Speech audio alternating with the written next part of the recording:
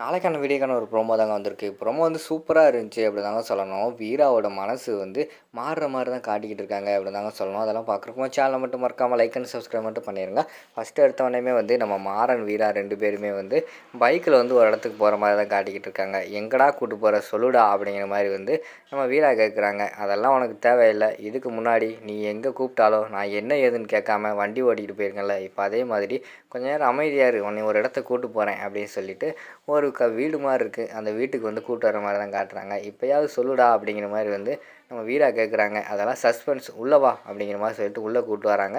உள்ளே பார்த்தா ஒரு பெரியவர் இருக்கிற மாரி காட்டுறாங்க. அது யாருன்னு பார்த்தா நம்ம மாறனுக்கு வந்து பாடம் சொல்லிக் கொடுத்த, அதாவது ஸ்கூல் டைமில் இருந்த சார் தான் அவரு. அவர்ட்ட கூட்டு போகிறாங்க. "சார் என்ன சார் நல்லா இருக்கீங்களா?" அப்படிங்கிற மாரி வந்து நம்ம மாறன் வந்து கேட்குறாங்க. "நல்லா இருக்கேன். நீ எப்படிப்பா இருக்க? சின்ன வயசில் உன்னைய பார்த்தது" அப்படிங்கிற மாரி சொல்கிறாங்க. நான் நல்லா இருக்கேன் சார்" அப்படிங்கிற மாரி சொல்கிறாங்க. "என்னடா திடீர்னு வந்திருக்க? எதுவும் படித்து எதுவும் பாஸ் ஆகிட்டியா? எதுவும் டிகிரி எதுவும் வாங்கிட்டியா?" அப்படிங்கிற மாதிரி சொல்கிறாங்க. "அதெல்லாம் ஒன்றும் வாங்கலை சார்" அப்படிங்கிற மாதிரி சொல்கிறாங்க. "அதான் நீ தான் நான் தான் ஸ்கூல் படிக்கும்போதே சொன்னேனே, நீ எதுக்குமே சரிப்பட்டு வர மாட்டேன்ட்டு" அப்படிங்கிற மாதிரி வந்து அந்த வாத்தியார் சொல்கிறாங்க. "ஆமாம் சார், நீங்கள் சொன்னது எல்லாமே ஞாபகம் இருக்குது. நீ படிப்புக்கு ஒத்து வர மாட்ட, பண்ணி தான் வைக்க போகிற, அது செய்ய போகிற, இது செய்ய போகிற, உனக்கு ஒரு டிகிரி கூட நீ வாங்க மாட்ட" அப்படின்னு சொல்லிட்டு கடைசியில் வந்து "உன்னால் ஒரு கல்யாணம் கூட பண்ண முடியாதா? அப்படி இப்படின்னு என்னை திட்டினீங்களே, எல்லாமே எனக்கு ஞாபகம் இருக்குது சார்" அப்படின்னு சொல்லிட்டு மாறன் சொல்கிறாங்க. "பரவாயில்லையே, எல்லாத்தையுமே இப்படி ஞாபகம் வச்சிருக்கியே. இந்த ஞாபகத்தை வந்து பாடத்தில் ஞாபகம் வச்சிருந்தீன்னா என்ன நீ படித்து எங்கேயோ போயிருப்படா" அப்படிங்கிற மாதிரி சொல்லிட்டு சார் வந்து கிண்டல் பண்ணுறாங்க. "சார் அதை விடுங்க, நான் எதுக்கு வந்தேன் தெரியுமா?" அப்படிங்கிற மாதிரி வந்து நம்ம மாறன் வந்து கேட்குறாங்க. "சொல்லு, எதுக்கு வந்த சொல்லு" அப்படிங்கிற மாதிரி வந்து அந்த வாத்தியார் வந்து கேட்குறாங்க. "நீங்கள் கடைசியாக ஒரு நல்ல விஷயம் சொன்னீங்களே, ஞாபகம் இருக்கா சார்?" அப்படிங்கிற மாதிரி சொன்னோன்னே, "நான் என்னடா கடைசியாக சொன்னேன்? அதையும் நீயே சொல்லு" அப்படிங்கிற மாதிரி சொன்னோன்னே, "கடைசியாக என்ன சொன்னீங்க? எனக்கு வந்து கல்யாணமே ஆகாதுன்னு சொன்னீங்களே, பார்த்தீங்களே, இது என் ஒய்ஃப். நாங்கள் 2 பேரும் கல்யாணம் பண்ணியிருக்கோம்" அப்படிங்கிற மாதிரி சொல்கிறாங்க. உடனே வாத்தியார் வந்து பயங்கரமாக ஷாக் ஆகிட்டு, "ஏம்மா நீயாம்மா இவனை கல்யாணம் பண்ணியிருக்க?" அப்படிங்கிற மாதிரி கேட்காங்க.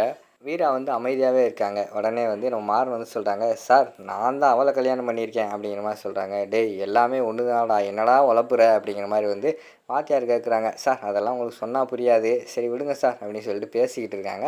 அப்போ வந்து நம்ம மாறனுக்கு வந்து ஒரு ஃபோன் வந்துடுது. சரின்னு சொல்லிட்டு ஃபோன் எடுத்துகிட்டு, "சார் ஒரு நிமிஷம் இருங்க, அந்த ஒரு முக்கியமான கால்" அப்படின்னு சொல்லிட்டு அவர் வந்து வெளியில் வந்து ஃபோன் பேச போயிடுறாரு. அப்போ வந்து வாத்தியார் வந்து சொல்லிக்கிட்டு இருக்காங்க.